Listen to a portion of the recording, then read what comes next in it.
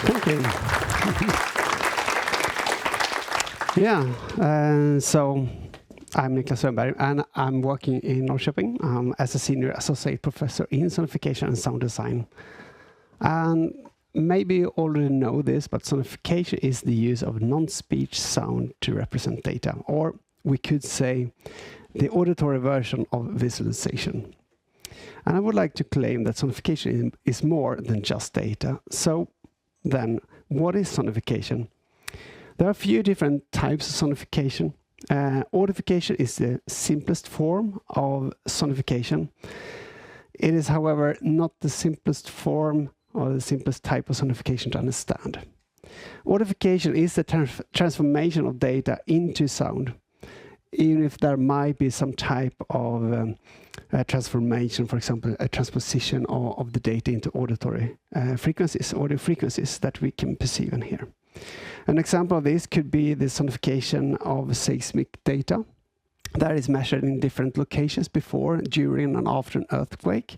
And then we can speed up the data that we are collecting to audible frequencies, and then we can perceive the different sort of movement of the quakes, the earthquakes, sort of that moves.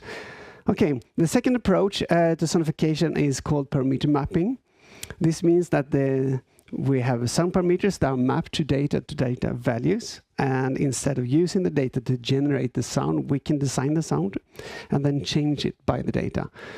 One example here could be when you are having a reverse sensor in your car and it beeps and the rhythm is mapped to the distance to an object behind the car, for example.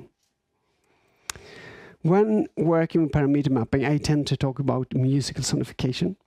Sonification that is designed or composed based on a music theoretical and aesthetic approach. So my idea here is to say that the sonification can be designed to sound nice, and then we change it and adapt it according to the data. My perspective of music is quite broad. So noise can be quite musical to me. So I'm using music in that sense. It can be rather what you think is musical. Another aspect is auditory icons. An auditory icon is a brief sound, usually sound recording, that is used to represent a specific event or an object or function or action. The sound takes advantage of the user's prior knowledge of the sound. And there's usually a natural connection or association between the sound and what they represent. So imagine when you empty the trash bin in your computer, it sounds like someone's crumbling the paper together. So it's like a short sound recording. Another aspect is earcons. Earcons are structured sounds. They are defined as a brief, distinctive sound message that represent a specific event or convey other information to a user. So earcons differ from auditory icons in that the earcons are generally tones or sound patterns, maybe a short melody, doo-doo-doo, that means something specific that we agree upon, and there is no direct association to the event it represents. So there is a learning process involved, otherwise we will not understand what the sound means. An example could be the startup sound of the computer. You know how it sounds when you start Windows or when you boot a Mac. Okay, cool. How do we then design sonification? Let's start to talk very briefly about sound design. And I'm going to play a sound example. Do we have sound on? Cool. So what are your thoughts and reactions to this sound? Where are we? How does it feel and why?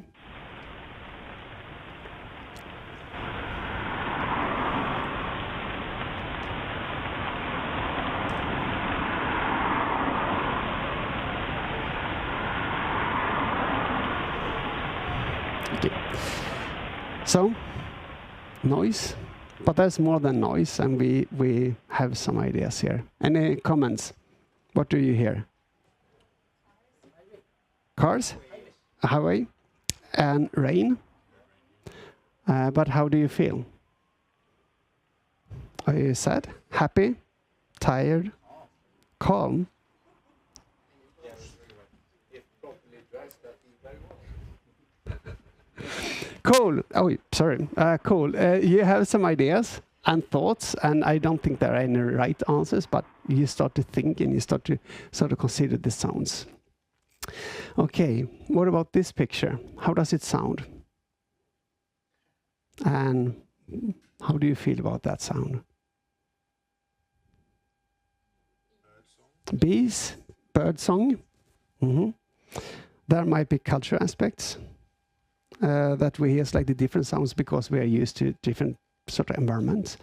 There might be a tractor somewhere, some human activities, you know, maybe church bells somewhere in the distance. Sorry. So how does it feel? Calm. Cool.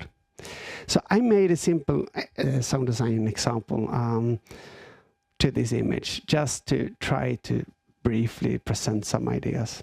And I started with the sound of rain because it looks kind of wet.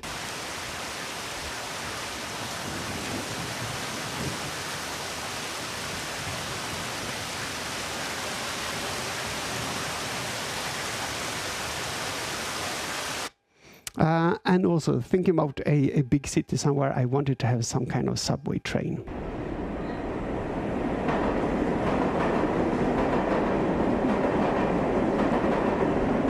It's great with the light flashing above. Something else is missing, just, you know, generic city sounds.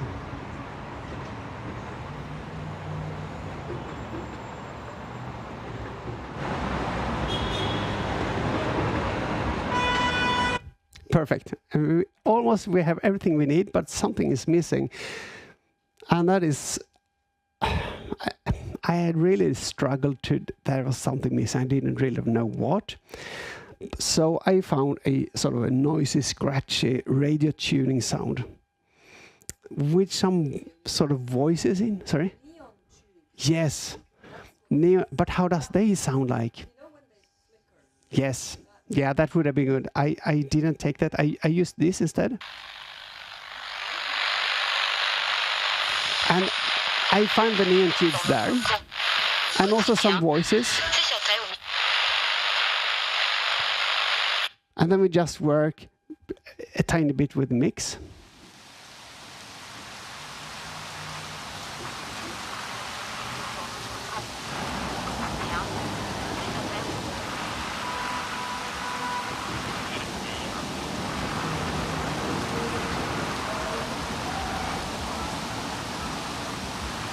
And it works quite well, I think. But something is missing. Music.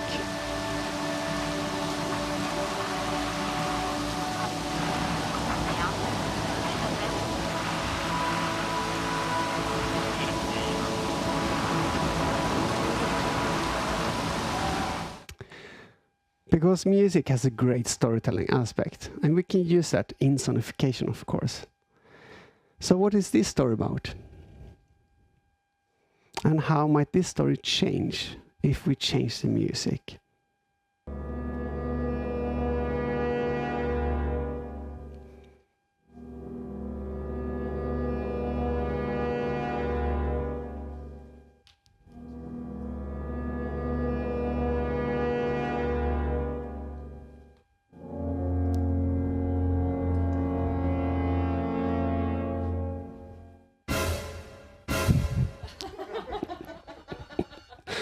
Okay, something bad is going to happen, right?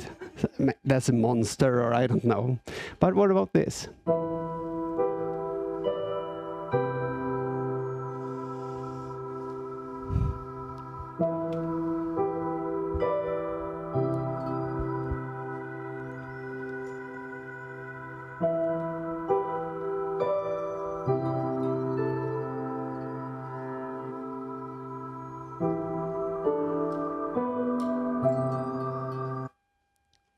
It's a bit sad, maybe. Self-reflection, staring out at the sea. I need to change. So let's do that.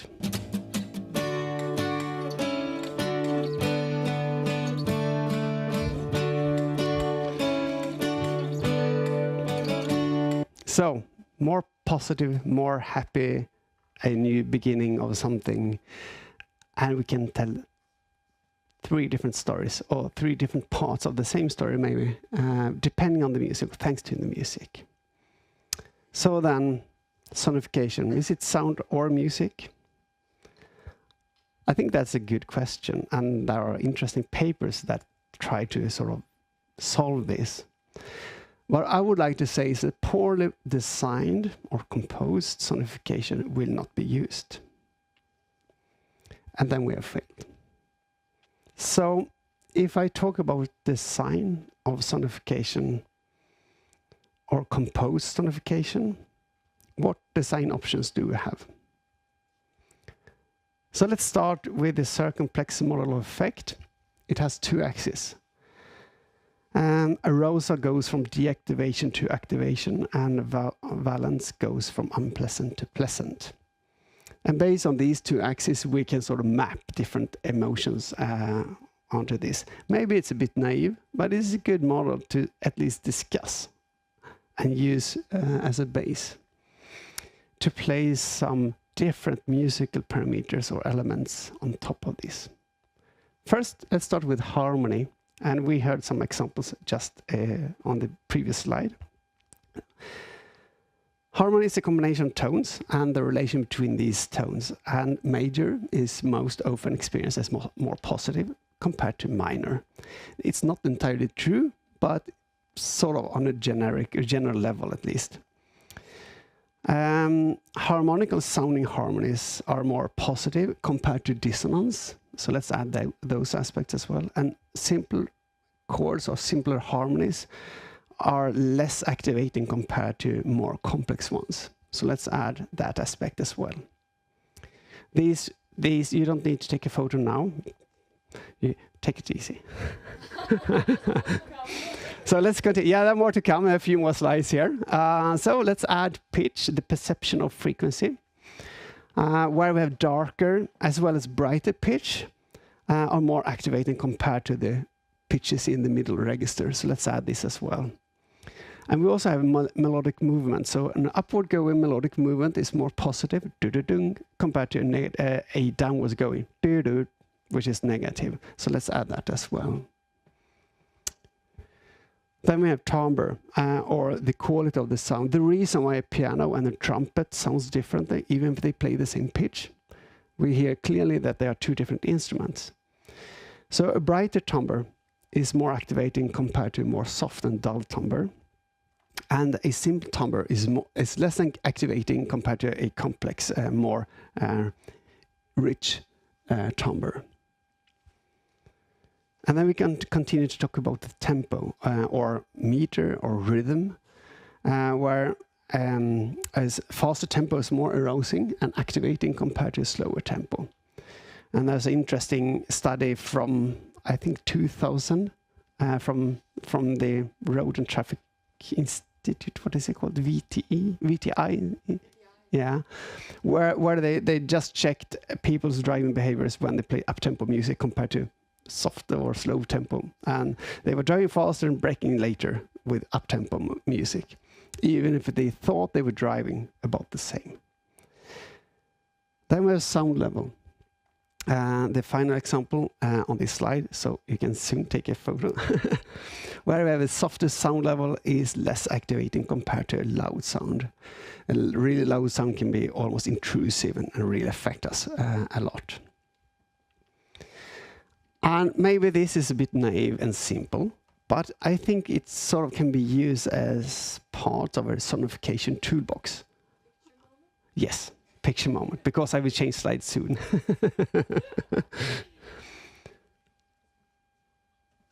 And if we think about parameter mapping sonification, all of these parameters can be mapped to different types of data. And most of them we can perceive in the same time, even if it gets a bit tricky. And we don't want our users to have must have 3 years of music high school, otherwise they will not understand it. Now we're going to change slide. Is that okay? Cool.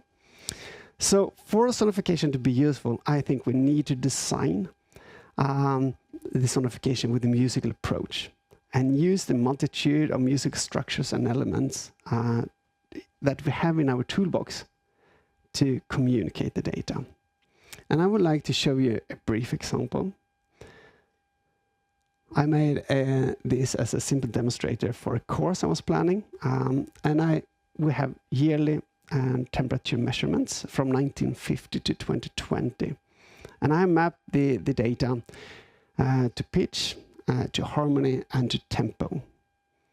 And it's about a minute, and let's see it.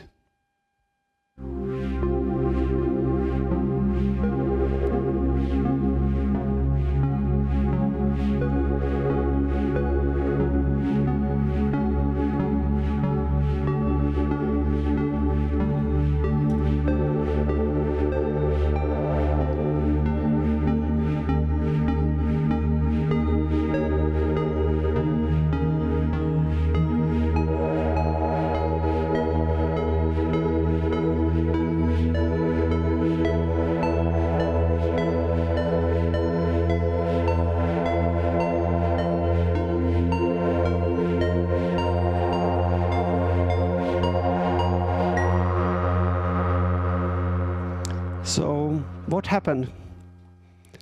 What happened with the average temperature? Did it change? Absolutely, yes. So good, you got the point there. And I've done a few, maybe not just things with this data or the data representation. So let's try to wrap this up based on that example in our mind. It is often argued that sonification is not objective, and maybe we just saw one example of that. But then I used to say, you said that I come from a visualization-rich environment in Norrköping, indeed, and I try to say and I try to emphasize that visualization is not objective either. Sonification is designed or even composed to make the understanding of the data as good as possible, or to communicate the data in a good way. Sonification is unintuitive. This is something I hear quite a lot. Yeah, that might be true. We are not really used to listen to sonification in the same way as we are used to use our eyes to read. But if we use well-selected music structures, I think we can communicate data easier. Sonification sounds bad. Yeah, it is really true. And there's a lot of horrible examples on sonification. But a good sound design is the key to solve that issue. And probably with a musical approach. You have a question? Yes?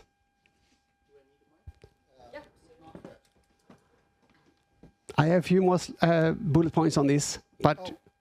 Oh, no, just continue. Okay, so that like two more rows. Data is objective.